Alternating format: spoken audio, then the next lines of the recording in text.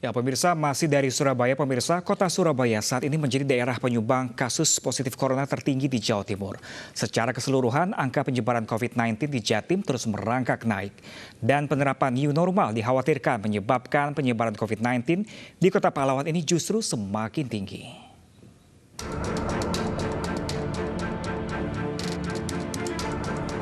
Dalam sepekan terakhir, angka kenaikan kasus positif COVID-19 di Surabaya meningkat signifikan dan menempati posisi kedua setelah DKI Jakarta. Data per 29 Mei 2020, penambahan kasus COVID-19 terbanyak di DKI dengan 125 kasus baru, disusul Jawa Timur dengan 101 kasus baru.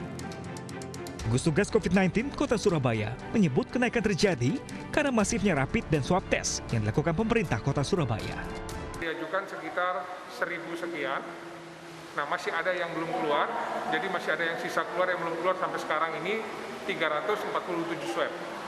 Nah, ditambah lagi yang sekarang kita lakukan swab massal ya dengan dibantu oleh pemerintah pusat, BNPB 2 mobil dan 1 dari BIN yang akan kita lakukan rapid swab sekitar 3.000. Artinya memang beberapa hari ke depan ini akan terus bertambah hasil terkonfirmasi. Pemerintah Kota Surabaya mendorong peran serta masyarakat untuk membendung penularan virus corona. Masyarakat diimbau untuk mematuhi aturan PSBB dan membatasi pergerakan jika keadaan tidak mendesak.